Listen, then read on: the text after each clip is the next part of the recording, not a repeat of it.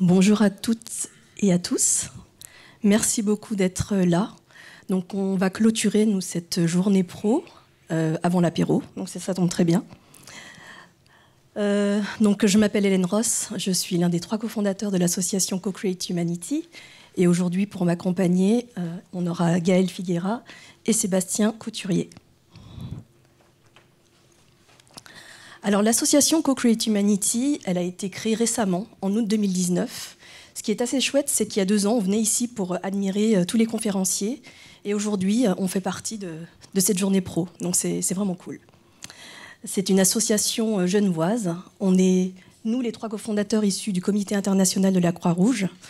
Et on s'est rendu compte qu'il n'y avait pas vraiment d'espace en dehors des organisations pour que les gens puissent s'exprimer librement quand ils sont confrontés au burn-out, au stress, à la fatigue de compassion, à l'état de stress post-traumatique.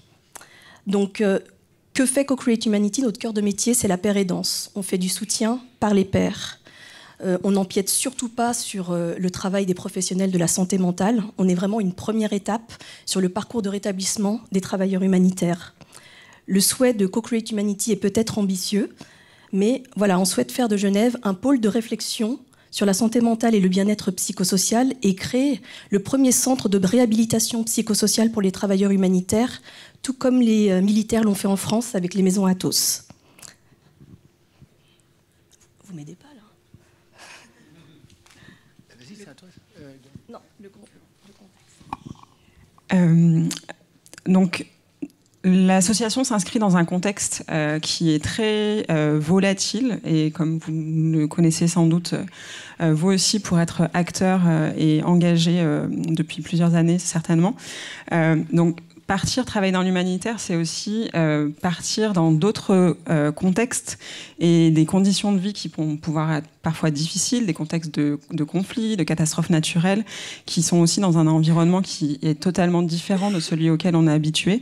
Et lorsque l'on rentre aussi ensuite chez nous d'une intervention, quel que soit le terrain, on revient aussi dans un environnement qui a changé, qui a évolué. Donc, travailler dans l'humanitaire, c'est aussi finalement être confronté à des changements et à certains facteurs qui vont impliquer des facteurs de risque, qu'on appelle aujourd'hui risques psychosociaux, et qui vont pouvoir aussi amener à des répercussions sur la santé mentale, que ce soit un burn-out, que ce soit dans des conditions plus compliquées, des traumatismes comme du stress post-traumatique.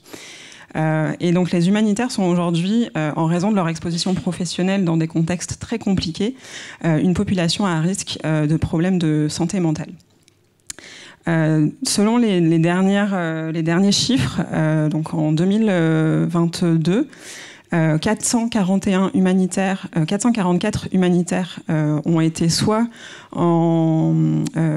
victimes d'agressions, de blessures, de kidnapping ou même d'assassinats.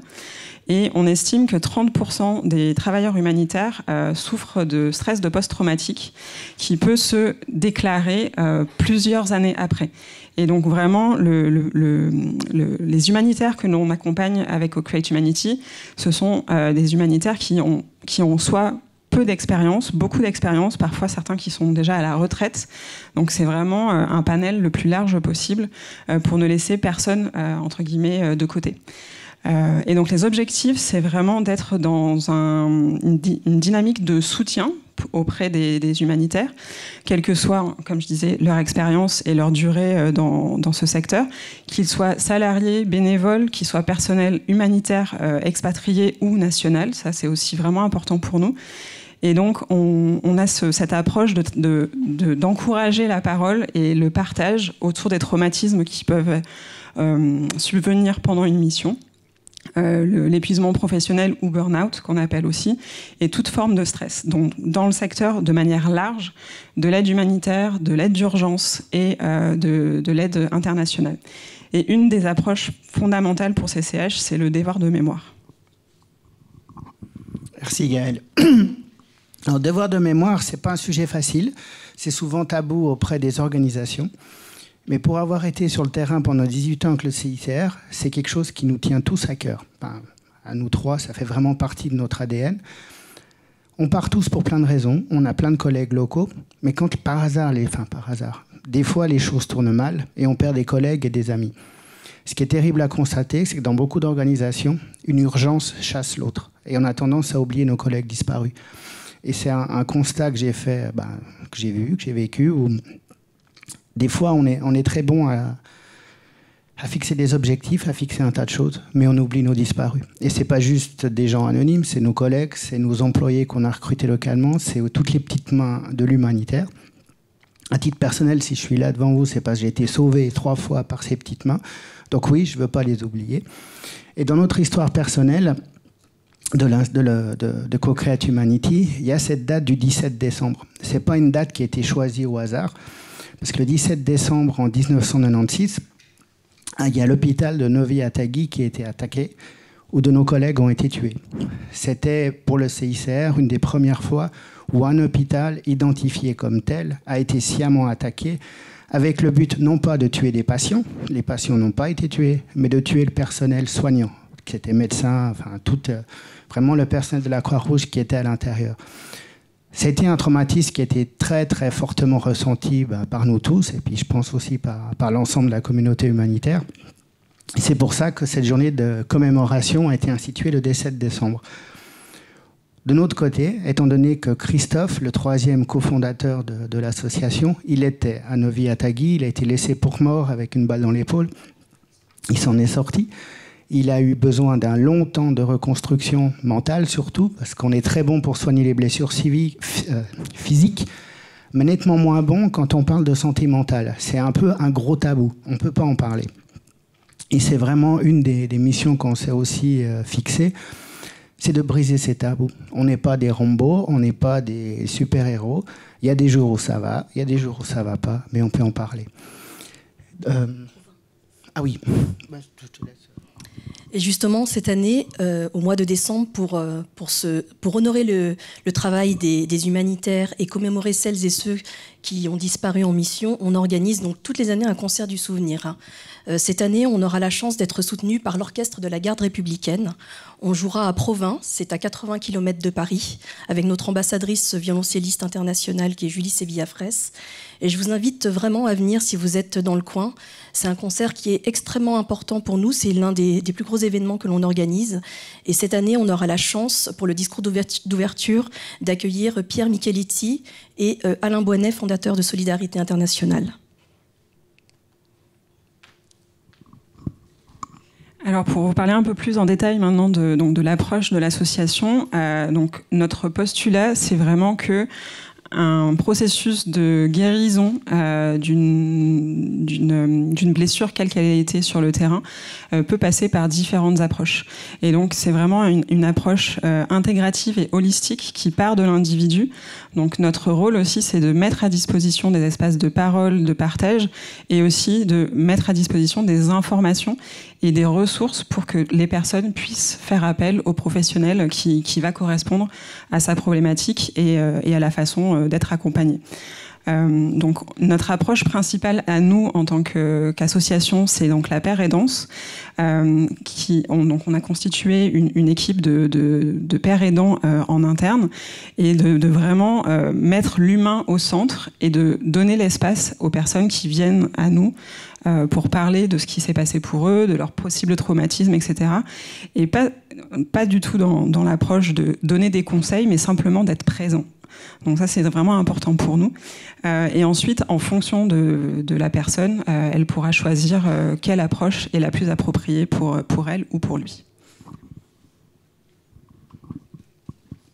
Donc la Père Aidance en santé mentale, elle existe. Il y a déjà tout plein de littérature et de professionnels qui le font. On est soutenu, on est en contact et soutenu par eux. On ne fait pas n'importe quoi. C'est pour ça qu'on travaille régulièrement avec le professeur Nicolas Franck et d'autres.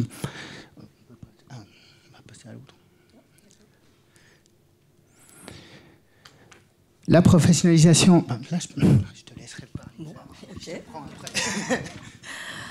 Donc, comme disait Sébastien, on travaille avec le professeur Nicolas Franck du centre hospitalier Levinati à Lyon, qui est l'un des plus gros centres psychiatriques en France et en Europe. C'est aussi un pionnier de la Père Aidance. Il existe aujourd'hui un DU, un diplôme universitaire de Père Aidance. Et voilà, il y a eu une vraie professionnalisation de la Père Aidance. Ça a commencé au Canada. Aujourd'hui, ils ont des pères aidants en santé mentale. Ensuite, avec la France. Donc la France a un petit peu pompé sur ce qui existait aux États-Unis avec le modèle des alcooliques anonymes. On s'est rendu compte que voilà, le partage d'expériences, ce savoir expérientiel permettait vraiment aux gens de se rétablir. Donc il y a plusieurs choses qui ont été développées en France. Je vous laisserai vous référer aux références que l'on a mis. Et pour parler plus au niveau de la Suisse, puisque notre association est suisse, donc ça a commencé donc en Suisse alémanique, pour une fois qu'ils font quelque chose avant les Suisses romands, on ne va pas se plaindre. Et ensuite, voilà, le canton de Vaud notamment a mis en place des formations, donc c'est vraiment tout récent, avec notamment l'appui de Pro Montesana et la Corasp. Donc la Corasp, c'est une fêtière qui regroupe les associations qui œuvrent pour la santé psychique, et nous sommes en phase d'intégrer justement la Corasp début 2024. C'est plus clair quand c'est Hélène. Alors, à Co-Create Humanity, la paire aidance, là c'est plus ce que je fais en mes tâches quotidiennes. Je vais un peu dire comment on travaille. Déjà, c'est anonyme. On n'enregistre rien, il n'y a pas besoin de donner son nom, on peut très bien faire sous forme de numéro. Notre focus, il est sur la personne, pas sur l'opérationnel ou l'ONG pour qui vous travaillez. On s'en fout. C'est vraiment pas notre rôle. On n'est pas là pour critiquer ou pour, je sais pas, évaluer le manager de je sais pas qui. C'est vraiment la personne. Ce qu'on apporte, c'est qu'on partage une expérience vécue. Parce qu'on a tous fait du terrain pendant de nombreuses années. On n'est pas des surhommes. Et on sait ce que c'est que d'être toute seule dans sa chambre le soir, avec le moral au fond des chaussettes, se trouver plus misérable des misérables, parce qu'on subit les événements. C'est normal. Il y a des hauts et des bas. Il y a aussi des jours où vous en avez ras-le-bol de tout le monde. Des bénéficiaires, de votre chef, de votre boulot, dire « mais ils me font tout chier, j'en peux plus ». C'est normal aussi, mais à qui on peut le dire? On ne peut pas forcément le dire à nos collègues, on ne peut pas forcément le dire à la famille qui, ils sont loin, ils ne comprennent pas. Et des fois, c'est bien d'avoir quelqu'un qui peut comprendre ça. Et puis qui peut simplement être là pour dire « bah ouais, c'est normal ce que tu ressens, ça va mieux maintenant ». Et puis aussi d'apporter un œil qui est en dehors de l'urgence, qui est en dehors de l'opérationnel. Si je peux prendre un exemple de quelqu'un qui se retrouve au Mali à devoir ramasser des blessés de guerre, c'est pas évident, qui a l'impression qu'il se trouve nul parce qu'il n'a pas réussi à atteindre les objectifs qu'un siège lui a fixés, ça va pas. On peut en parler. Et puis la grande force du soutien de pair, c'est d'être là, de dire « mais attends un peu là, tu y es, tu fais de ton mieux, tu subis les événements, bravo, merci, c'est déjà chouette. » Mais des fois, on a tous besoin d'entendre un merci. Et puis ça, je crois qu'un peu dans toutes les organisations, on est très fort pour critiquer, pour dire que les objectifs ne sont pas atteints, qu'on n'a pas fait ceci ou fait cela, mais qu'on a beaucoup de peine à dire « mais merci mon gars, tu as fait de ton mieux, c'est déjà pas mal. » Et ça suffit en fait. D'avoir quitté son pays, d'être à l'autre bout du monde, d'être dans des zones de... Moi, j'ai surtout travaillé sur des zones de conflit, pas dans le développement. Mais simplement dire merci aux gens, ça évite beaucoup de problèmes. Et pratiquement, oui, c'est ce lien qu'on a, on se rend disponible.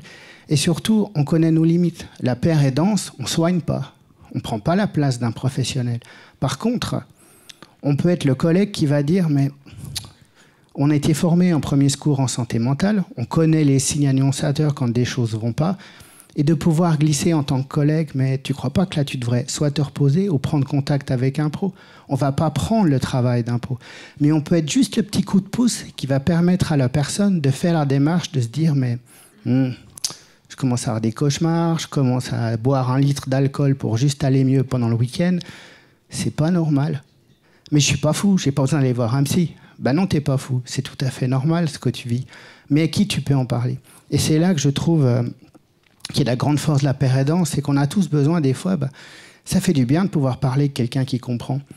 Et la grande leçon, en tout cas, que j'ai découvert ces 4 dernières années, c'est que je me suis souvent posé la question, pourquoi moi j'ai été traumatisé, je suis rentré avec un stress post-traumatique? Et pourquoi les jeunes que j'ai envoyés, qui ont vécu les mêmes choses, ils sont rentrés très bien? Enfin, très bien, ouais, ils sont bien rentrés, ils n'ont pas eu besoin. La différence, c'était que quand ça n'allait pas, ils pouvaient m'appeler.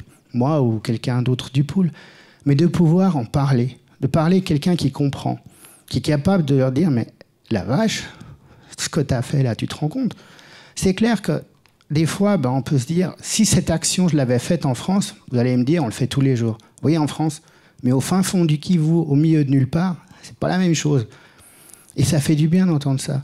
et d'être cette voix externe qui est loin. On n'est plus dans le rush de l'urgence. Ça suffit, on fait déjà ça aide de pouvoir d'être là. Et puis nous, bien sûr, on connaît nos limites. On ne va pas promettre des choses qu'on ne peut pas faire. Ça, c'est très, très important. On reste honnête. Et aussi savoir dire, ce sujet-là, je ne veux pas y aller. C'est important, parce qu'on a tous un vécu. Et des fois, les histoires qu'on entend, ça peut révéler nos propres traumatismes. Mais de pouvoir dire, écoute, je suis désolé, mais ça, je ne peux plus y entendre. Au début, j'avais peur de le dire, plus maintenant. Parce que la personne qui est en face, elle le comprend tout à fait. Et on peut référer à quelqu'un d'autre. Et c'est vraiment une relation qui est très riche, qui est très forte, mais c'est de confiance. Et ce qu'il y a de génial dans le monde dans lequel on vit et qu'il n'y avait pas à mon époque, c'est tous les moyens de communication. On reçoit un texto, on peut se parler par WhatsApp. Je veux dire, c'est assez... Enfin, c'est pas affolant, c'est génial. Vous avez votre équipe qui est au fin fond du Darfour qui maintenant peut vous envoyer un SMS et ça fonctionne. Il n'y avait pas ça de mon époque. Mais ça crée un lien. Et simplement de dire, j'ai pensé à toi aujourd'hui, comment ça se passe ta mission ?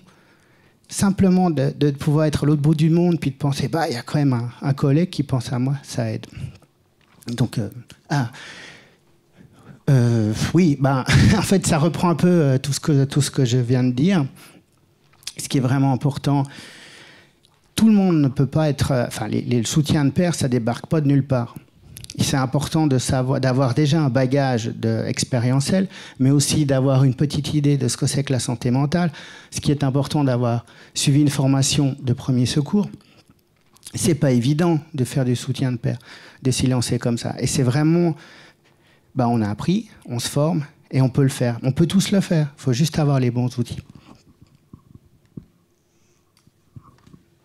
Donc, comme je vous disais, on a la chance d'être soutenu par de grands professionnels de la santé mentale.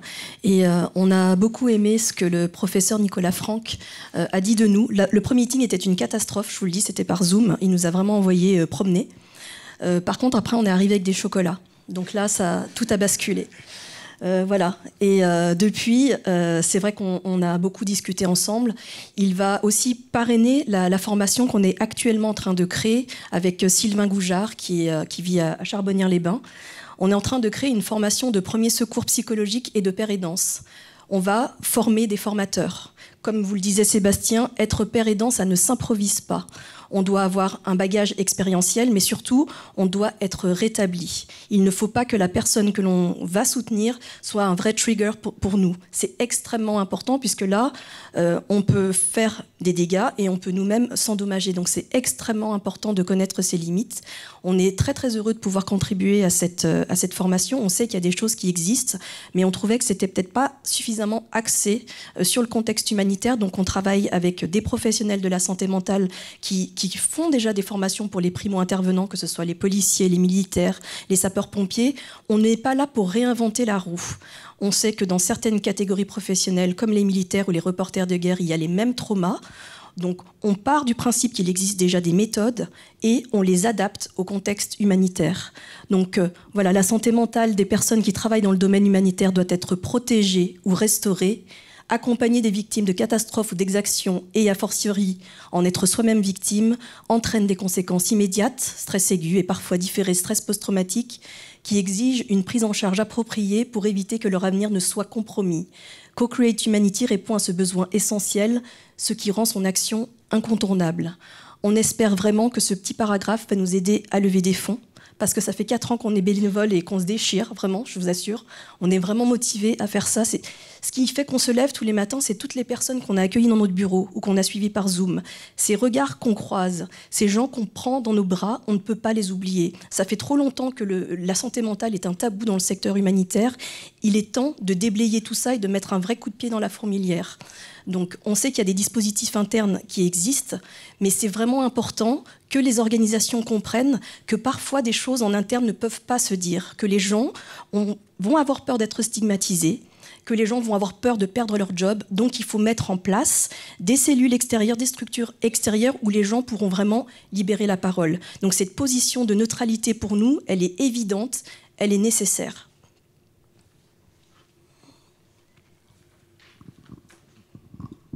Merci. Alors, je vais continuer sur donc, les autres axes de travail de Co-Create Humanity. Et en fait, finalement, la paire aidance, pour nous, elle passe aussi par ces différentes activités dont je vais vous parler rapidement, qui consistent aussi à créer une communauté, à fédérer une communauté autour de la thématique de la paire aidance, du soutien de pairs, de la santé mentale dans le secteur, pour, comme le disait justement Hélène, de déstigmatiser cette thématique et d'encourager aussi, à un moment ou à un autre, les organisations à prendre leurs responsabilités vis-à-vis de cette thématique, et aussi à agir en prévention et pas seulement en réaction. Donc dans les différentes activités que l'association propose, il y a ce qu'on appelle les Humani Cafés ou les Humani Lunch, qui sont des temps de rassemblement, justement, où tous les humanitaires ou même des collègues ou des familles d'humanitaires ou des amis d'humanitaires qui se posent peut-être des questions sur ce qu'est en train de vivre leurs proches peuvent aussi participer et voilà, discuter de ce qui se passe pour eux. Ensuite, on a aussi une approche de témoignage où on partage le vécu des personnes qui souhaitent aussi le visibiliser. Et on a toute une approche également de formation, de soutien par l'information, avec des webinaires, des ateliers qui sont principalement en ligne et quelques-uns parfois en présentiel, au moins 1 à 2 fois par mois, et qui permettent de mettre aussi en évidence les différentes approches justement de soins, d'accompagnement qui peuvent exister. Donc là, récemment, on a eu un webinaire sur le tapping, donc qui est le trauma, ça s'appelle en anglais trauma tapping technique, qui permet en fait de faire circuler et de libérer les émotions, les énergies associées à une situation, à un traumatisme, etc. Donc c'est une technique parmi tant d'autres que Co-Create Humanity a à cœur de mettre en avant pour que finalement les personnes qui ont envie d'aller plus loin dans leur parcours de guérison puissent choisir la technique qui leur parle le plus. Donc ça peut être l'hypnose, ça peut être la sophrologie, ça peut être vraiment tout un tas d'approches. Et dans plutôt la partie webinaire, c'est aussi d'aborder des sujets autour de la santé mentale et de ce que ça implique, et avec des personnes qui sont engagées sur ces thématiques. Donc par rapport au burn-out, par rapport à l'accompagnement, par exemple, de cas légaux à la suite d'un enlèvement ou d'un kidnapping, etc.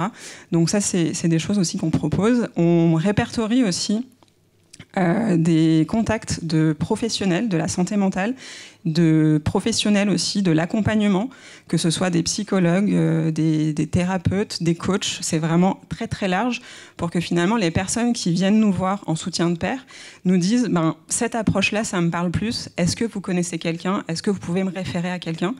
Et comme on a eu des échanges depuis la création de l'association avec ces personnes, on sait aussi qu'on peut leur faire confiance et à qui on peut référer les gens. Et parmi aussi les références qu'on répertorie, on identifie aussi des lieux d'accueil, donc des lieux pour faire une retraite, un séjour, un sas de décompression, pour que les personnes qui rentrent de mission puissent aussi avoir un espace neutre pour atterrir finalement avant de repartir dans leur famille et potentiellement, s'ils n'ont pas de pied-à-terre à eux en France ou quel que soit leur pays d'origine, qu'ils puissent avoir ce sas de repos avant de repartir. Donc ça, c'est vraiment important. Et on a aussi cette année commencé à organiser nous-mêmes en co-création avec des professionnels du bien-être et de la santé mentale des séjours où on invite notre communauté à se rassembler justement pour travailler sur différentes thématiques, mais aussi finalement s'offrir un espace de repos, de bien-être, de recentrage sur soi, de contact à la nature, etc. Donc c'est vraiment aussi des espaces qui nous tiennent à cœur de proposer. Et donc ensuite, on a aussi des formations, dont la formation que Hélène a mentionnée juste avant. Et ensuite, un autre axe qui est la sensibilisation par des conférences comme celle-ci, par exemple, ou auprès d'organisations, d'associations, d'ONG, ou même auprès d'écoles. Donc là, ça fait la 3e année qu'on intervient, par exemple, auprès des apprenants de Bioforce à Lyon pour présenter l'initiative de Co-Create Humanity et pour que les futurs humanitaires sachent qu'une fois sur le terrain, quoi qu'il se passe, ils pourront avoir un espace de parole s'ils en ont besoin. Ensuite, il y a aussi, Hélène en a déjà aussi un peu parlé, tous les événements plutôt musicaux, donc les concerts. Merci. Les concerts et aussi un travail avec des artisans, avec des artistes qui vont nous faire, par exemple, des plaquettes de chocolat, qui vont nous faire des œuvres d'art, des sculptures, qui vont nous faire de la moutarde, du miel, etc. Et au nom de Co-Create Humanity, donc ça aussi permet de visibiliser d'une autre façon le travail de l'association. Et on a aussi différents projets avec donc, des associations suisses ou étrangères, et notamment aussi un projet plutôt pédagogique avec l'école des Gobelins basée à Paris, que je vais plutôt laisser Hélène présenter. Je voulais juste, avant de passer aux Gobelins, le but de tout ça, c'est une chose très simple, c'est de créer du lien. Tous ces événements, que ce soit l'Humani Café, Humani Story et tout ça, c'est parce que le premier signe quand quelque chose ne va pas auprès de quelqu'un, il se coupe de tout. Déjà, très rapidement, souvent, il perd son travail au sein de son organisation. Après, il reste chez lui à tourner en rond. Et beaucoup de nos collègues, ça se termine pas forcément bien. Mais c'est important, souvent, la première étape de guérison, c'est les faire sortir de chez eux. Et le but de l'Humani Café et de tous ces événements, que ce soit les concerts, c'est pas juste pour faire de la musique ou faire un événement ou une levée de fonds, c'est aussi de faire en sorte que les gens, souvent de savoir que c'est des humanitaires qui font, ça peut juste être le petit clic qui va faire, peut-être que là j'irai, au lieu de rester chez soi. Et tous les artisans qui nous soutiennent, ils ne nous soutiennent pas pour, je dirais, comme ça non plus. C'est que mine de rien, dans toutes nos familles, on connaît tous quelqu'un qui a fait de l'humanitaire, pour qui ça s'est bien ou pas forcément bien passé, ou simplement qui sont touchés. Et c'est la grande beauté de tous ces artisans, que ce soit les plaquettes de chocolat, le miel et tout ça, on n'aura rien demandé en fait. Et c'est assez fou de voir que les gens spontanément, ils nous ont dit, mais bon Dieu, moi je peux faire quelque chose, je peux pas faire beaucoup, mais je peux faire quelque chose. Donc que ce soit une plaquette de chocolat, un pot de miel, une bouteille de vin. Franchement, j'en suis toujours pas revenu.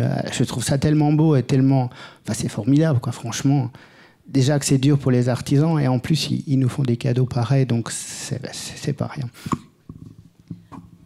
C'est un espèce de marketing bien calculé, parce que c'est vrai qu'on a notre propre cuvée de Chasselas, on a nos propres bières, notre propre chocolat. Il y a des gens qui nous ont découverts parce qu'ils ont partagé une bouteille de vin ou un pot de miel.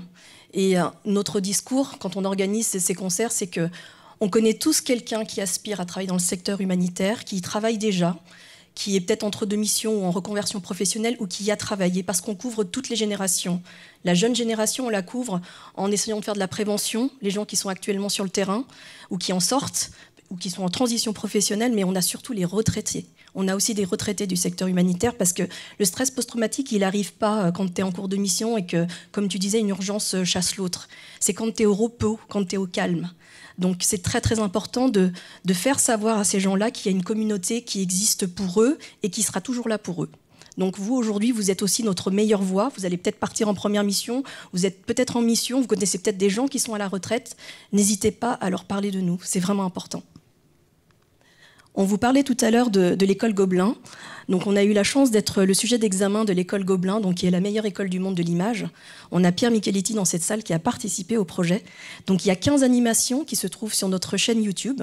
Et là, on va vous passer une animation que l'on aime beaucoup en l'honneur du docteur Dufour, qui a été notre mentor et ami.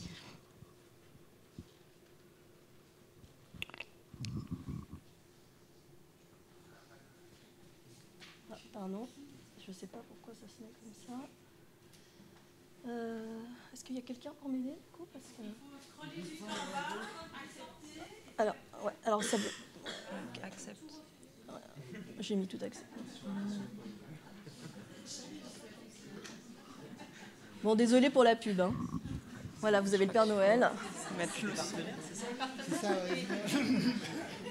J'ai mis le son.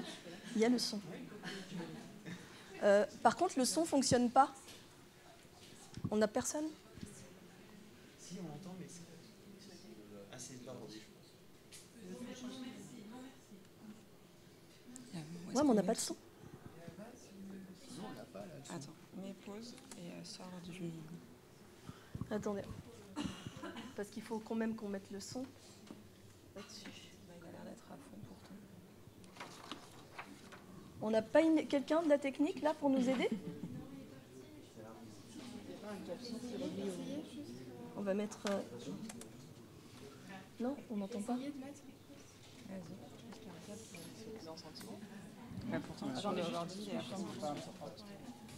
Il faut voir s'il y a une sortie audio.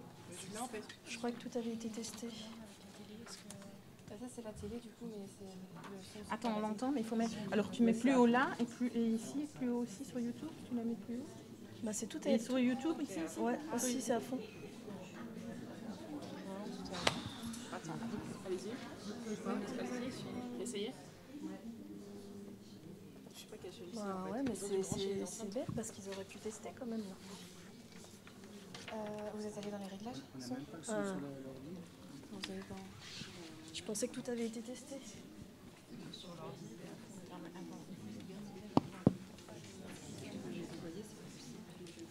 Désolé, un problème technique. En dehors de notre volonté. On entend.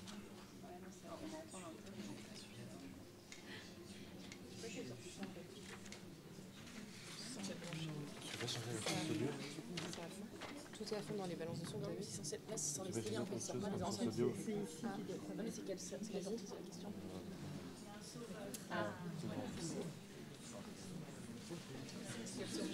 C'est envoyé un message.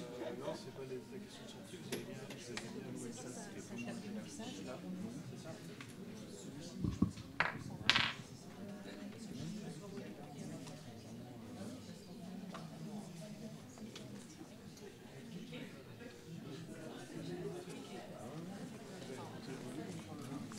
Désolé, ça vous fait une petite pause.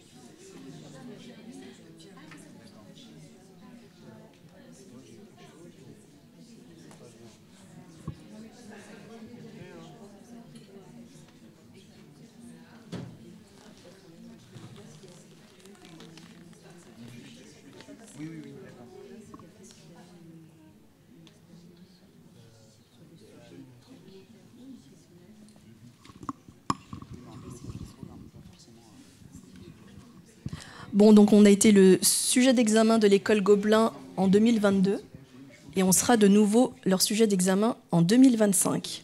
Donc voilà, on fera un appel à témoigner et on rassemblera les récits pour les soumettre aux étudiants de Gobelin.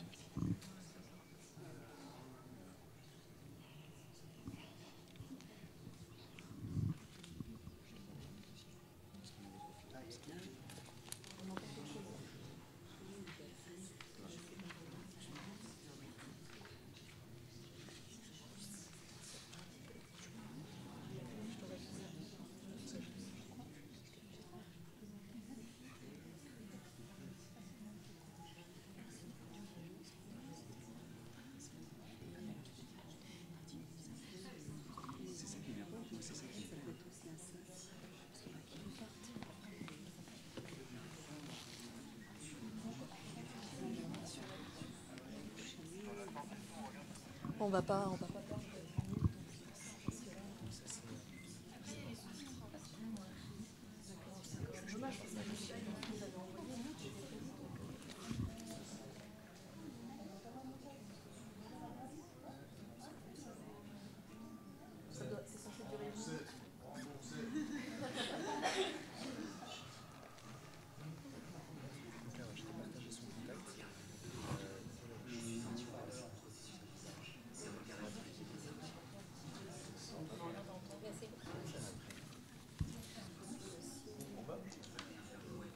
Ça sort ici, hein, sur cette télé.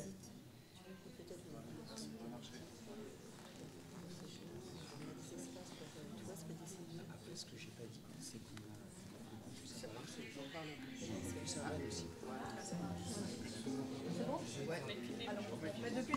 C'est bon, pardon. C'est bon.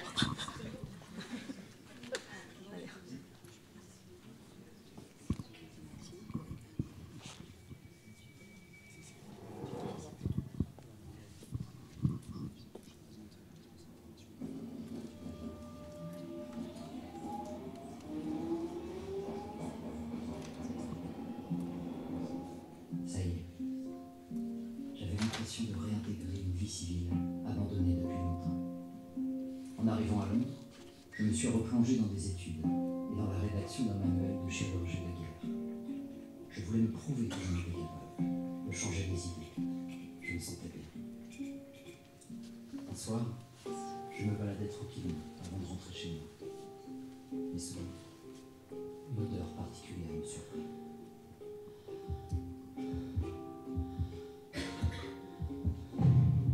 Me revoilà dans l'école de Sabra et Châtillon. Il me regarde, me demande de l'aide. Je suis entouré de cette procession de visages, ces regards effrayés, perdus, en détresse. Je sens de mon corps, je me vois souffrir. Je ne pouvais rien faire pour aider, ni les autres, ni moi. De retour au présent. Soulagé d'avoir réussi à surmonter ce mauvais moment. J'avais vécu ce qu'on appelle une dissociation.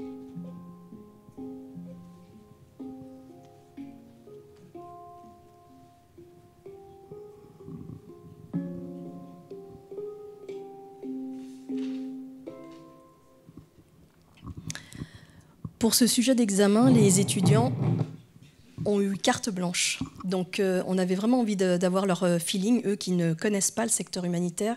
Et je ne vous cache pas qu'il y a des choses qui sont ressorties qui ont été juste assez phénoménales. Et donc là, on vous passe encore une petite vidéo. C'est la dernière. Et désolé pour la pub. C'est quelque chose.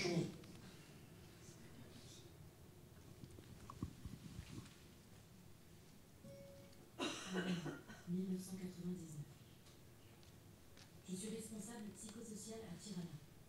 Je rencontre des expatriés et du personnel humanitaire international. Ils me racontent les journées où ils ont aidé les réfugiés à franchir la frontière entre le Kosovo et l'Albanie, obligés de dormir sous leur lit pour éviter le ricochet des balles qui faisaient rage dans les rues. Lorsqu'ils me parlent en privé, ils s'ouvrent un peu plus sur leurs craintes et me racontent les souffrances dont ils ont été témoins, les blessés qu'ils ont soignés, et partagent des histoires d'atrocités que leur ont racontées les réfugiés. J'ai été amenée ici pour soutenir les réfugiés kosovars, mais je vois plutôt un besoin flagrant de soutien parmi ces dizaines d'humanitaires au bord du Danube. Il semble que personne n'ait remarqué leur épuisement professionnel. Je décide alors de créer un groupe de soutien. Je l'appelle Aide aux aidants et je distribue des prospectus dans les ONG pour annoncer la première réunion. Je dirige ce groupe de soutien au cours de semaines suivantes. Le groupe offre un refuge à ceux d'entre nous qui ont travaillé avec ces réfugiés pour partager leurs expériences, se soutenir et s'entraider.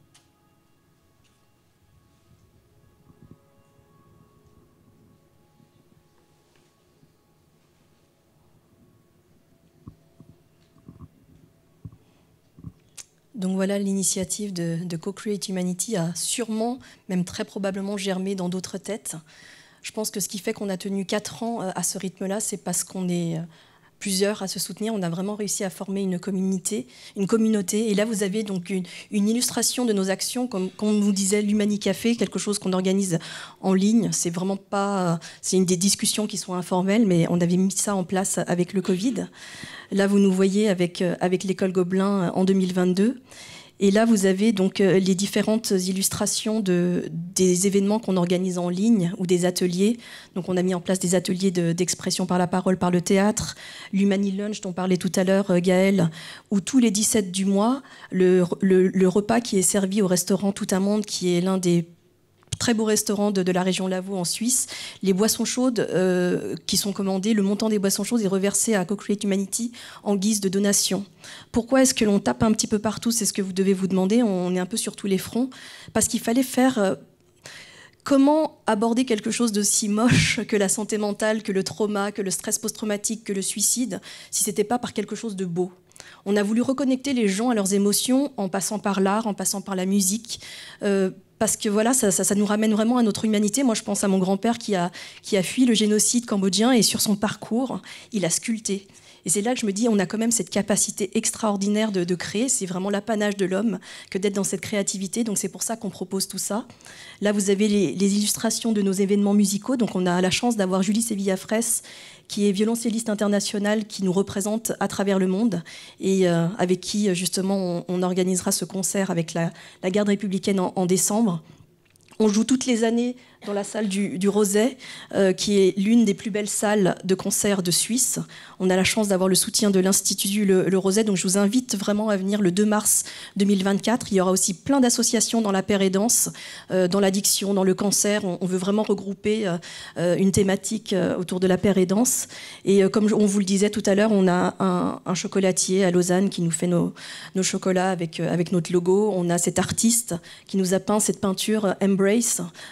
C'est ce qui lui est venu en tête quand elle a pensé à Co-Create Humanity. Et puis, dans le coin, là, vous voyez les trois fous. C'est un peu comme ça. Quand on a démarré cette initiative en 2019, on nous a dit qu'on était complètement timbrés, que ça n'allait pas fonctionner parce qu'on était trop petits, que c'était le combat de David contre Goliath, que vu qu'il n'y avait pas de management, vu qu'on n'avait pas de financement, ça n'allait pas fonctionner. Donc voilà, 4 ans après, on est encore là, avec quelques chiffres. Donc aujourd'hui, c'est un peu plus de 1200 heures de soutien par les pairs, du case management. On est une petite équipe. Voilà, on est 3 cofondateurs. On a Gaël qui nous a rejoints. On a une petite équipe de 12 personnes qui nous aident à faire du soutien par la paire et danse. On a soutenu 70 travailleurs humanitaires aujourd'hui. On a régulé des crises suicidaires, donc des gens qui étaient vraiment, vraiment extrêmement mal. On donne 4 à 6 conférences en ligne ou en présentiel par année, 2 à 4 webinaires, ateliers par mois et 2 à 4 concerts par année. Donc, prochaine date, Provins, le 9 décembre. Ensuite, le 27 janvier, ça sera au Conservatoire de musique de Genève. On organise un concert hommage pour les convois d'enfants de la Croix-Rouge suisse. Le 2 mars, ça sera à l'Institut le Roset. Et on aura aussi la chance de collaborer avec la vice-championne du monde de beatbox. Et on organisera un concert en mai 2024. Tout à l'heure, quand on parlait de retraite, je voulais juste vous signaler que dans la salle, on avait Thibaut qui a créé le Passage au Trible, un lieu de retraite, un sas de décompression pour les humanitaires. Donc, vous retrouverez ces brochures sur notre stand demain. Et n'hésitez pas, si vous avez des collègues qui ont besoin d'avoir un sas de décompression, ce lieu est magnifique. Thibaut et son équipe ont mis quelque chose en place qui est vraiment très, très chouette. Donc, n'hésitez pas à y aller pour vous ressourcer.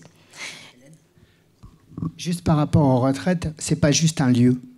C'est ce qu'on a oublié de dire. C'est que les gens qui l'animent, ils ont une expérience humanitaire. Vous pouvez leur parler ou pas, c'est un choix. Mais c'est pas un simple lieu. Donc quand vous êtes là-bas, si un soir, en buvant un coup, vous avez besoin de parler de votre vécu du terrain, ils sont capables de le comprendre. C'est toute la différence. C'est pas que des lieux, c'est bien plus que ça. Ouais. Merci. Donc voilà, nous, ce qu'on aime donner, c'est des petits outils. Voilà, on a pensé à ces petits nuages. Où que vous soyez, savoir à qui faire confiance, c'est important. Connaître ces systèmes de soutien, parce qu'il y a toujours beaucoup de choses, beaucoup de dispositifs qui sont mis en place.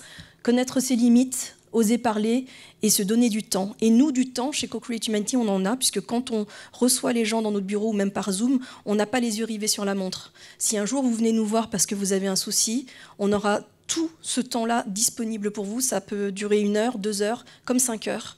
Et parfois, c'est comme disait tout à l'heure Sébastien, c'est cette petite étincelle, c'est cette petite impulsion qu'on donne et on fait le lien avec les professionnels de la santé mentale. On ne les remplace pas, on est complètement complémentaire à ce que font les professionnels de la santé mentale. Donc voilà, si vous avez envie de nous suivre sur Instagram, sur YouTube, sur Twitter, on est un petit peu partout. On est très, très actifs sur les réseaux sociaux. C'est pour ça qu'il y a des gens qui pensent qu'on est 50. Non, on est 4 fous. Hein. Donc, mais on est au taquet, comme vous pouvez le voir. Donc n'hésitez pas à nous suivre.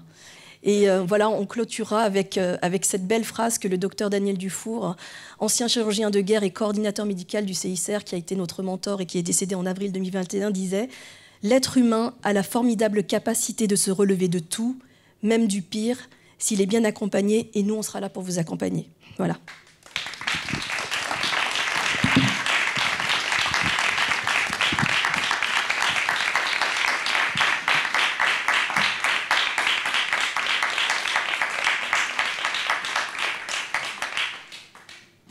Bon, je crois que c'est l'heure de l'apéro maintenant. Non, est-ce que vous avez des... Pardon ? Alors, on a aussi, oui, des bières Co-Create Humanity. Alors, on fait attention, on ne peut pas en parler sur les réseaux sociaux parce que, bien sûr, avec les problèmes d'addiction qu'il peut y avoir, mais à chaque fois qu'on organise des événements, on sert notre chasselas, notre vin rouge, notre bière. Voilà, c'est tout ce qui nous connecte à l'alcool, à la nourriture, on est là, quoi. Il y a des questions. Voilà.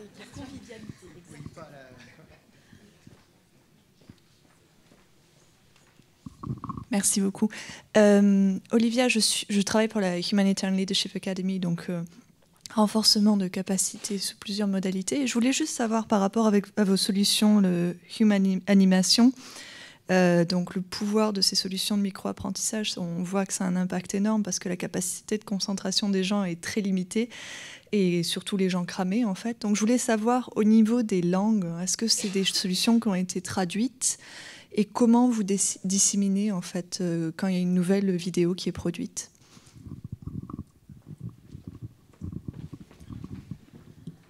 Alors pour les langues, pour ce projet Humanimation, on a vraiment fait en anglais et en français. On a les sous-titrages qui ont été... c'est moi qui ai fait les sous-titrages, j'ai tout appris sur le tas.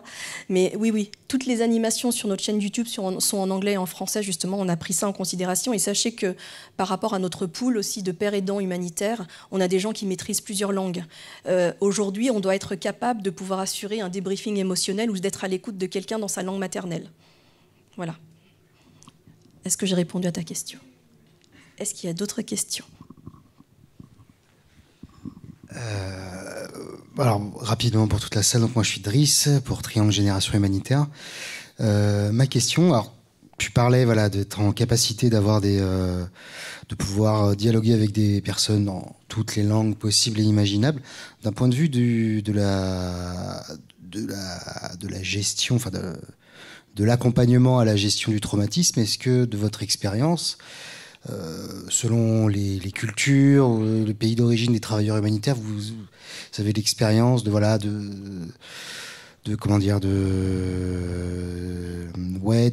gestion du traumatisme un peu différenciée selon les personnes, selon la culture à laquelle ils appartiennent, selon l'histoire aussi, parce que on a aujourd'hui heureusement d'ailleurs le secteur, c'est fini le temps où il y avait que des expatriés occidentaux. Aujourd'hui, on a de plus en plus de collaborateurs, de collègues qui viennent d'Afrique, d'Asie, d'Amérique latine, qui ont parfois des gens qui ont vécu une histoire personnelle liée à l'histoire de leur pays, qui ont expérimenté un certain nombre de traumatismes. Est-ce que du coup, vous avez eu déjà des cas qui semblent vous indiquer que ça joue Merci beaucoup pour cette question. Et pour y répondre, oui. On a quand même eu beaucoup de soutien de pair qui a été fait avec des employés recrutés localement. Après, c'est une question de culture et de nom. Parce que peut-être qu'ils le nomment différemment, mais ils ont les mêmes expériences. Je prends l'exemple de mes anciens collègues tchadiens. Voir un psy, ils sont pas fous, quoi. C'est culturellement, ça se dit pas. Par contre, ce qui est assez fascinant de voir, c'est qu'ils font la même chose sous un nom différent. Et je dirais que mon première approche du soutien de pair au Tchad, elle a été quand mes chauffeurs, après un truc assez dur, on s'est retrouvés avec les anciens du village, que je ne connaissais pas, à discuter le soir après le boulot autour d'un arbre. Mais en fait, c'était assez fou parce que c'était du soutien de pair qui n'était pas nommé comme tel, mais mine de rien, c'était ça. On avait des personnes plus âgées qui s'étaient tapées déjà des guerres depuis 30 ans, qui étaient là avec nous autres, qui étions les petits jeunes là au milieu. Mais mine de rien, c'est ce qu'on fait. C'est juste c'est un nom différent. Après, bien sûr, ça fait aussi partie du travail de peut-être nommer les choses différemment par rapport aux sensibilités. C'est tout à fait ça, mais... Déjà, à partir du moment où on est ensemble, où on brise le tabou. Et puis souvent, la grande leçon, c'est quand on se retrouve chef de quelqu'un ou quelque chose, ou un titre ou une fonction, si nous-mêmes on montre l'exemple, comme par hasard, ça passerait bien. Quand le chef, il dit, oui, j'ai peur. Et puis tu as tous les subordonnés qui sont avec toi dans la voiture qui disent, ah bon, le chef, il a peur? Oui, le chef, il a peur aussi, il ose le dire. Mais c'est pas pour ça qu'on va partir en panique et foutre le camp, non. Et c'est la phrase qu'on a en bas. Ça, c'est notre leçon du terrain. Quand on est honnête avec soi-même, ensemble, on s'en sort. Il n'y a pas de super-héros. Quand on doit aller chercher, je ne sais pas, traverser la ligne de front, qui n'a pas peur? Les cinglés. Mais tout le monde a peur. On ne sait pas ce qu'il y a après. On ne sait pas ce qu'il va y avoir entre deux. Mais quand on est ensemble, on se tient les coudes, puis on y arrive. Et c'est vraiment la grande leçon. C'est qu'ensemble, on s'en sort. Le reste de la phrase, c'est que tout seul, on est foutu. Ça, c'est ma conviction du terrain. Mais quand on est ensemble, on s'en tire. Je ne sais pas, j'ai répondu à ta question. Est-ce qu'il y a d'autres questions?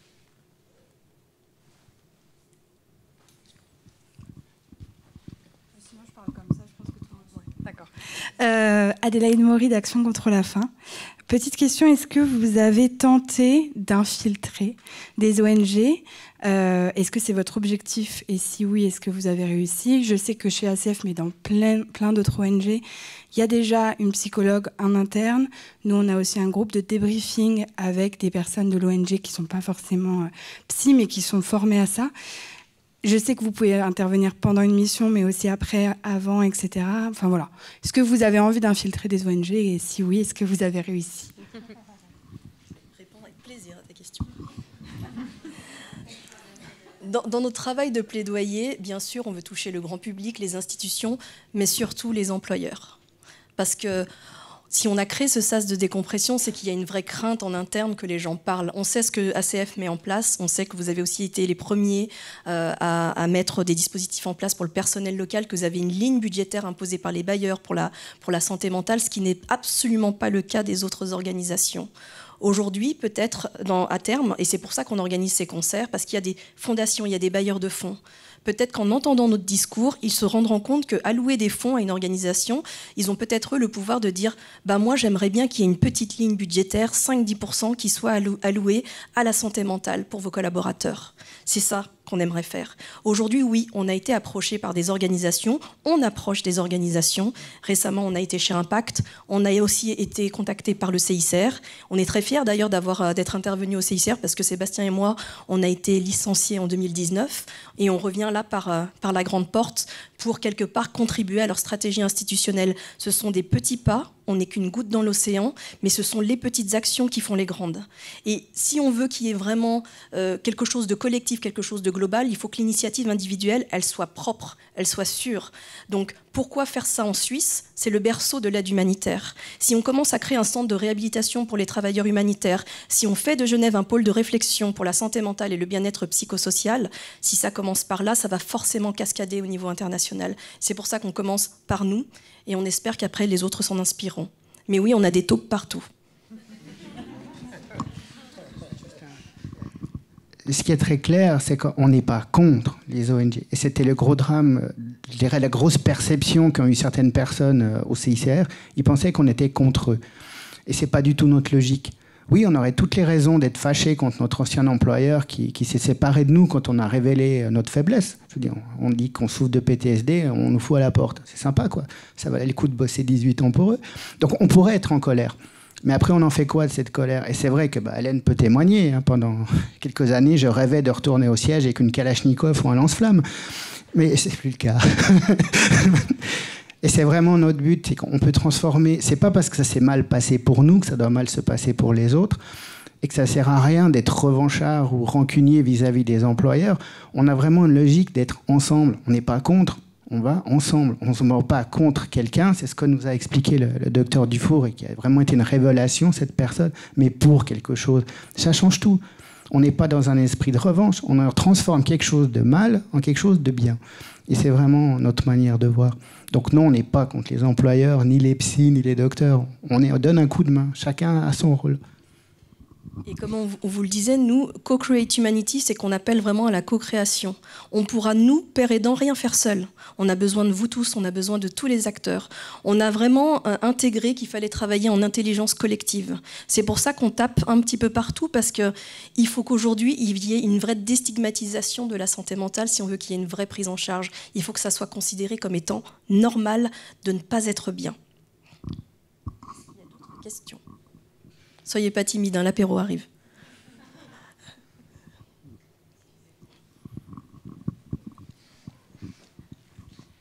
Bonjour Aurélie, moi je travaille en ressources humaines dans l'industrie, donc rien à voir.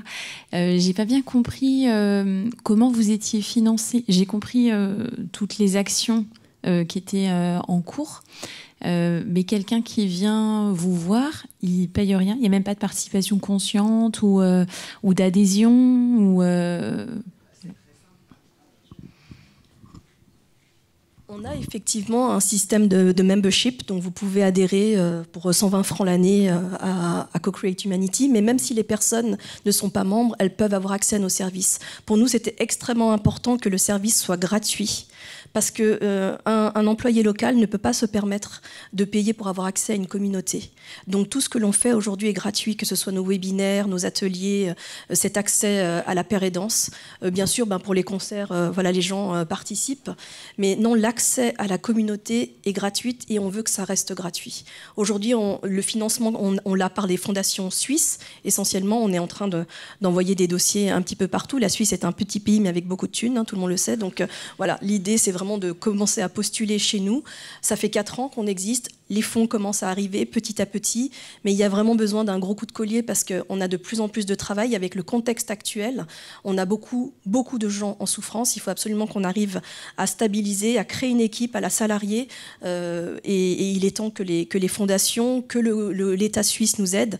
Mais voilà, on va les approcher très prochainement avec un beau projet de créer, comme je vous le disais, un centre de réhabilitation psychosociale pompé sur le principe des maisons Athos chez les militaires. Voilà. Mais disons que ce qui est clair, c'est que pour l'instant, on n'est pas salarié de Co-Create Humanity. Les trois, on est des bénévoles, on a des emplois à côté, où on est, moi je suis au chômage, Hélène a 2 emplois. Donc on jongle avec tout ça. Et c'est vrai que c'est pas un métier, c'est une manière d'être. Je dois dire, que ce soit moi, Hélène ou Gaël, oui, je suis peut-être plus capable physiquement d'aller sur le terrain, sur des zones de guerre, non. Mais par contre, cet engagement que j'ai là, dans la paire et danse et au travers de l'association, pour moi, c'est la suite de mon engagement. Être humanitaire, c'est pas qu'un métier, c'est bien plus que ça, c'est une manière d'être. Et c'est vrai que notre définition d'humanitaire, elle est au sens large, parce qu'il n'y a pas besoin d'aller à l'autre bout du monde pour être humanitaire.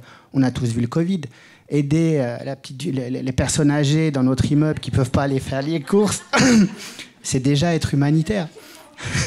Oui, j'ai pensé à ma grand-mère tout d'un coup, et fini, non. Donc oui, c'est vraiment, c'est pas une passion, c'est une manière d'être.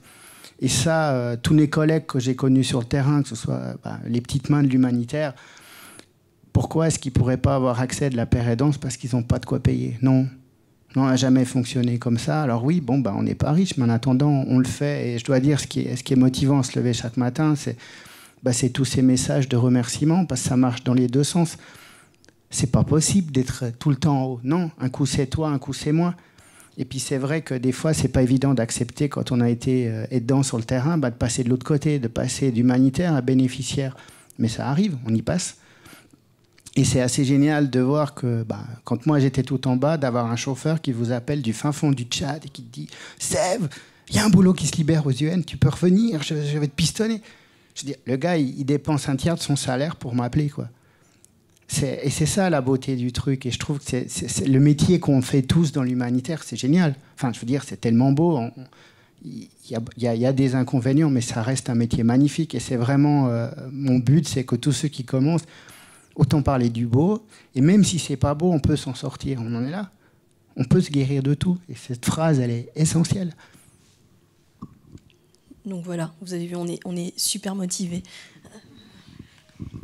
Oui, bonjour Nadia, Nadia Nord de la Croix-Rouge française. Du coup, j'avais une petite question par rapport justement aux gens que vous accompagnez. Vous le disiez, généralement les traumas arrivent quand on rentre chez soi et que voilà, tout retombe un petit peu. Nous, en tant qu'employeur, on dépense beaucoup quand la personne est sous contrat. Et puis quand le contrat s'arrête, finalement, ça peut marcher sur quelques séances. Je pense au dispositif d'accompagnement psychologique, mais c'est vrai qu'après, voilà, sur du long terme, plus rien ne se fait. Globalement, dans les personnes que vous accompagnez, en termes de temporalité, après le retour de mission, à partir de quel moment, s'il y a une fourchette, enfin si vous avez une fourchette en tête à peu près, ils font appel à vous, ou en tout cas on les a renvoyés vers vous, justement parce que les premiers symptômes apparaissaient. Enfin, c'est un peu compliqué à répondre, j'imagine, mais merci. En fait, ça dépend de chacun. Et des personnes qu'on accompagne, ça peut être une fois. Et c'est assez fascinant de voir qu'il y avait des gens, je sais que je ne suis plus tout seul, je peux vous appeler s'il ne va pas, on la revoit une fois, puis on revoit cette personne une année après, qui nous dit ça va très bien, mais je savais que vous étiez là. D'autres personnes, ça peut être un accompagnement qui est plus régulier. Et on ne traite pas forcément quand il y a un problème, c'est peut-être ce qu'on n'a peut-être pas assez dit là, mais la paire aidance, on est d'égal à égal. On n'est pas un rapport hiérarchique. Moi, je suis Seb, j'accompagne quelqu'un, on est les deux des humanitaires. J'ai juste une expérience, un vécu qui m'y est propre, mais la personne qui est en face a la même chose. Ce n'est pas un rapport hiérarchique, c'est de collègue à collègue. Et des fois, on apporte cet œil extérieur à la mission par rapport à des choses qu'il vit, mais il n'y a pas de rapport hiérarchique. C'est, je te donne un coup de main, tu as besoin de là. Par contre, je sais très bien que de dire, mais là, ça ne va plus, là, tu as peut-être besoin d'un pro. Et ça dépend de tout à chacun. Il y a des accompagnements qui durent des années. Mais il y a aussi, quand on dit accompagnement, c'est aussi un partage. Tu as des gens qui sont à la Croix-Rouge, oui, qui t'appellent du fin fond du Mali pour dire c'est génial, j'ai fait ça, parce qu'avec qui ils peuvent le partager, avec quelqu'un qui peut le comprendre. Nous, on peut faire ça. J'aimerais apporter un petit témoignage pour répondre à sa question. Moi, j'ai travaillé 15 ans dans l'urgence humanitaire avec Médecins Sans Frontières. J'ai fait, comme Sébastien, des pays, des zones de conflit tout le temps. Et j'ai quitté l'humanitaire par choix, après Ebola pendant une grosse dose d'Ebola pendant 2 ans. Et j'ai eu des flashbacks. Et j'ai pris conscience, une fois que j'avais quitté l'urgence, mais 4 ans après. On se réveille un matin, une odeur, une image, quelque chose, et bam, il y a quelque chose qui revient. Et là, on se dit, cette petite histoire, elle n'était pas réglée. Donc, le délai, c'est pas forcément tout de suite après la mission, personne ne le sait. Je me permets de rebondir. Moi, je suis père aidante, donc voilà, bénévole. Moi, j'accompagne quelqu'un dont les traumas se sont révélés 10-15 ans après ses missions humanitaires et que j'accompagne toutes les semaines. Parce qu'il a des facteurs de plus de fragilité peut-être maintenant dans sa vie. Mais voilà, c'est quelque chose qui peut se révéler à tout moment de nos vies. Et je pense que leur force, et puis l'équipe qui est derrière, c'est aussi de se rendre disponible. Mais je crois que c'est compliqué pour vous, si vous devez gérer une équipe ou de la RH, de vous dire quand est-ce que ça va arriver, est-ce que je peux anticiper. Je pense que c'est... Ou par contre, vous pouvez avoir des salariés qui ont un trouble d'une mission antérieure qui va se réveiller pendant cette mission-là. Et c'est à vous de le gérer. Mais du coup, je rebondis, mais c'est aussi comment on peut accompagner les structures, vous les employeurs, à créer aussi des conditions de travail au quotidien pour que tous ces risques-là, ils soient aussi accompagnés. Alors j'en parle avec beaucoup de cœur parce que c'est aussi... ce dans quoi je m'engage moi-même d'accompagner. Mais je pense que c'est important aussi de se dire qu'un risque psychosocial, ça s'accompagne au quotidien, ça se gère au quotidien sur un individu, une équipe, une structure, et que ça se réfléchit, ça se construit, ça se co-construit aussi, et que c'est presque trop tard quand on en arrive là, quoi. Enfin, c'est déjà, je trouve, et il y a peut-être plein de choses qui peuvent être travaillées beaucoup plus au quotidien dans nos vies professionnelles, et je crois fortement aux vertus d'impulser quelque chose de nouveau dans nos propres structures et de différents, hein, comme de l'empathie, visiblement il en a manqué là, de l'écoute, comment communiquer ensemble, comment partager nos fragilités. Moi, quand je disais que j'étais fragile sur le terrain, on me disait non mais t'es un peu trop fragile pour faire de l'humanitaire. Bon, c'est pas ça le problème, hein, mais voilà, comment ça s'accompagne avant d'en arriver à... Et ça, je crois que c'est des grandes questions à se poser, et c'est maintenant qu'il faut qu'on se les pose dans ce monde compliqué, quoi. Voilà, c'était mon témoignage. Excusez-moi, j'ai une petite question très concrète. Je travaille avec Nadia, la Croix-Rouge française au RH. Comme elle disait, on a ce dispositif d'accompagnement pendant le contrat nénien, ça se termine. Est-ce que très concrètement, on peut dire à nos délégués, si dans quelques temps, voilà, on va adressez-vous à Co-Create Humanity, et est-ce que vous avez, parce que vous avez répété plusieurs fois aussi que vous étiez très petit, que vous étiez bénévole, etc., vous avez la capacité d'absorption là pour avoir 150 personnes qui vont débarquer chez vous? Alors, ça tombe bien que tu parles de la Croix-Rouge française, puisqu'on a été en contact avec justement votre service formation et votre service RH. On est en train de travailler sur une formation de gestion du stress instance avec la Croix-Rouge française. Et je vais rencontrer Keiko prochainement, là, même si elle n'est plus au service RH, mais on a été en contact avec Dominique Graziotin et avec Keiko. Et non, aujourd'hui, on n'a pas la capacité d'absorber une organisation complète parce qu'on est encore bénévole. Donc nous, on prendra ce qu'on peut faire. C'est pour ça qu'on attend aussi les financements pour mettre une équipe en place. Mais... Et on ne parle pas trop de la paire aidance sur les réseaux sociaux. Là, ça circule beaucoup de bouche à oreille, parce que justement, on a une petite équipe. Par contre, lorsqu'on aura les financements pour mettre en place un dispositif pour absorber une organisation, oui, on pourra le faire, mais là, à notre niveau, comme le disait tout à l'heure quelqu'un, est-ce qu'on s'infiltre dans les organisations? Oui, on le fait. Et là, l'impact qu'on a, c'est de parler d'une culture of care, pas du duty of care, d'une culture of care. Et c'est pour ça qu'on met aussi cette place de formation pour les formateurs et de former des pairs aidants, pour que ce que l'on fait de cette initiative existe aussi en interne au sein des organisations. MSF a déjà mis en place un système de... MSF Suif, ils ont un système de pairs aidants aussi. Nous, on sera juste complémentaire à ce qui existe déjà au sein des organisations. Si on nous donne les moyens, oui, on pourra mettre en place un vrai dispositif, mais aujourd'hui, on est encore jeune, on est encore une petite équipe, mais on a déjà réussi à faire beaucoup avec très peu de moyens. Donc imaginez si on avait un peu de sous. Voilà. Actuellement, on a 8 personnes bénévoles qui travaillent avec nous pour le soutien de pairs. Mais c'est tous des gens qui ont un boulot à côté et qui doivent jongler avec les deux. Donc c'est la limite de là où on est aujourd'hui. Mais c'est évident que si on a... notre rêve, ce serait d'avoir un financement assez conséquent qui nous permettrait d'avoir des personnes salariées. Et puis là, oui, il n'y a plus de limite dans ce cas-là. C'est vraiment ce qu'on essaye de faire. Mais d'un point de vue employeur, je crois que ce serait déjà un beau progrès de ne pas en avoir peur de la santé mentale. Ça se soigne. Et ça a été la grande découverte, en tout cas pour moi, avec des militaires, de voir que l'armée française, c'est quand même pas rien. C'est une sacrée institution qui a un passé, qui a une expérience, où ils ne considèrent plus la blessure psychique comme étant une blessure différente. C'est un blessé et ça se soigne. Et eux, ils sont partis de ça. Je vois en tant que Suisse et Croix-Rouge, enfin CICR, on n'a pas du tout la même approche, pas encore, mais ça devrait venir. Et je pense que les employeurs aient tout à gagner à déstigmatiser, à plus considérer qu'une personne qui est victime de n'importe quelle forme de stress, elle soit perdue, puis il faut s'en débarrasser pour ne pas avoir tous les ennuis qui vont avec. Mais au contraire, de se dire, là, il est blessé, il lui faudra du temps pour soigner, mais après, cette personne, elle sera riche de cette expérience, et elle peut être réintégrée auprès de l'employeur, peut-être à petite dose ou pas, peut-être qu'il ira plus sur le terrain, mais qu'il pourra être dans un autre rôle. On y gagnerait tous avec ça. Et je crois que ce serait vraiment du gagnant-gagnant. Alors, il faut du temps pour mettre ça en place, pour déstigmatiser, mais on peut rêver, non ? Il ne faut pas oublier qu'on n'a que 4 ans, et en 4 ans, on a déjà fait beaucoup.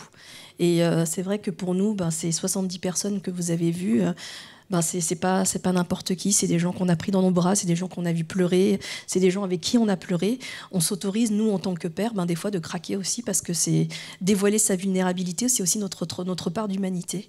Donc voilà, quand on ne dit jamais qu'on va faire un débriefing, on va accompagner, on engage une conversation, en connaissant nos limites, en connaissant les limites de l'autre, et en disant surtout, il y a peut-être un moment, je parle pour moi, mais ça serait bien que...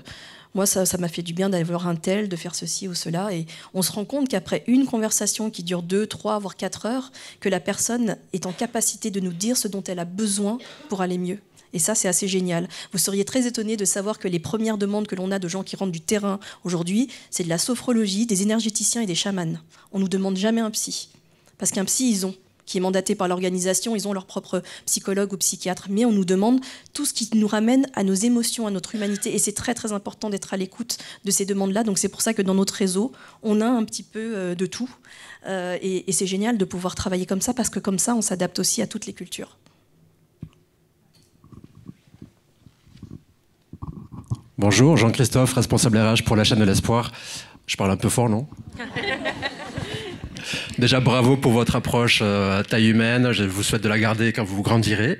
Bravo aux bénévoles.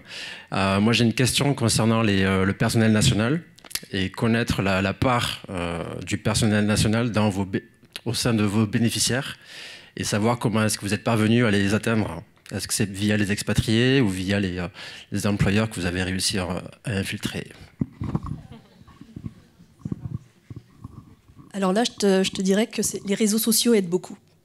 Aujourd'hui, on a même des pères aidants qui sont au Niger, qui sont au Mali, c'est par ces gens qui nous connaissent par les réseaux sociaux, en fait. les webinaires, les ateliers, tout ce qu'on organise comme événement, vous pouvez aller voir sur notre site, sur les réseaux sociaux, on bombarde, on poste quasiment tous les jours. Et c'est vrai qu'il y a beaucoup de matière. Notre programme, là, il est fait jusqu'à avril 2024. Notre calendrier d'événements est fait jusqu'à décembre 2026. Donc c'est pour vous dire à quel point on a des gens qui nous sollicitent, qui nous disent « Moi, j'ai ce talent-là. » Donc quand je parle des artistes, des musiciens, moi, j'ai ça. J'ai envie de le mettre à disposition. Comment est-ce que je peux vous aider? Aujourd'hui, je cherche un sens à ma vie. La quête du sens, c'est déjà aussi quelque chose qui manque aussi chez certains humanitaires. Ils ont besoin de retrouver ça. On le voit, nous, avec nos collègues du CICR, avec tout ce qui se passe actuellement autour du CICR. On a perdu le sens de ce que l'on faisait. On a, je dirais, peut-être 10%, 15%, plus un bon tiers, pardon, un bon tiers d'employés nationaux. En fait, il y en a plusieurs. Ce qu'on n'a pas dit, ce qui m'est venu à l'esprit dans les webinaires, c'est que nos webinaires, ils ont deux parties. Il y a une partie qui est enregistrée, où c'est vraiment le type, il présente son truc, et puis ça, c'est bon.